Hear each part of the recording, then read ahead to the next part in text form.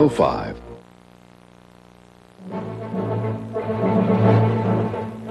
The president's chief of staff is accused of using military jets for ski trips. And a face-off between Iraqi police and American troops in northern Iraq.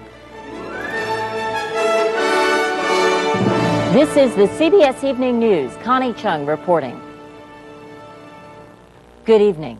Tomorrow morning, a House committee will ask the General Accounting Office to investigate trips taken in military jets by White House Chief of Staff John Sununu.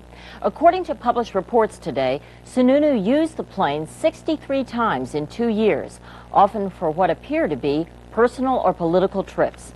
Randall Pinkston has details.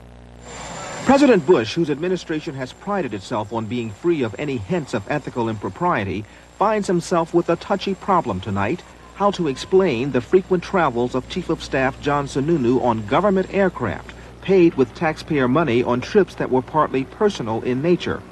According to the Washington Post and U.S. News and World Report, over the past 2 years, John Sununu used government aircraft on 63 trips, compared to previous chiefs of staff Don Regan and James Baker, who averaged only 10 trips over similar periods of time. The White House refuses to reveal details of Sununu's travels, but administration officials insist he has done nothing wrong, that he needs military aircraft for secure communications. Policy is that if it's a personal trip or a political trip, then the government gets reimbursed for the trip. I don't have any reason to believe that that hasn't happened. Some Democrats aren't buying that argument. Well, it appears to be abuse of personal power and privilege. It appears that this man is using official aircraft almost as if he had his own private plane. According to Pentagon records, Sununu traveled often to his home state of New Hampshire, where he may be a future candidate for the Senate. And he also went to Colorado on skiing trips.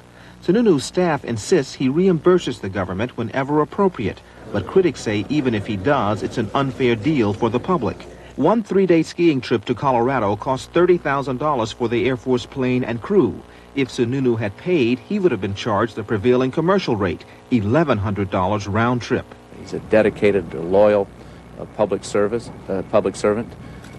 John Sununu knows what is right and what is wrong, and I'm convinced he did nothing wrong. But Sununu's opponents on the Hill want proof. And after holding others' feet to the fire, the Chief of Staff is about to receive some heat himself. Randall Pinkston, CBS News, the White House. Stormin' Norman is back home in the USA tonight. General Norman Schwarzkopf returned to a hero's welcome at Medill Air Force Base in Tampa, Florida. As Doug Tennell reports, there's more waiting for him than just his family and friends. One proud soldier who came home today was General H. Norman Schwarzkopf. On a runway in Tampa, the commander of Desert Storm resumed his duties as husband, father, and family man, with a few words for all the friends who had come out to welcome him. It's great to be home.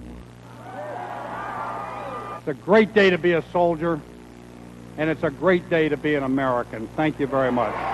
The next logical step in General Schwarzkopf's military career would have been Chief of Staff of the Army, but the Army is scheduled for personnel cutbacks over the coming years, and Norman Schwarzkopf is said to be far more interested in work in a growth industry. There have already been offers for speeches, book contracts, and even corporate boardrooms. But there are some who say Norman Schwarzkopf's future is in politics.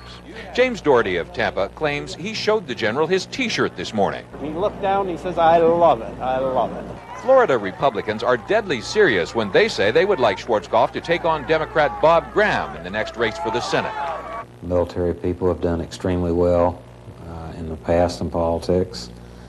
He's a household name, and he would be great. Schwarzkopf's battlefield victory has established such credibility for leadership that some professional image builders say the best way to groom him as a candidate is to leave him alone.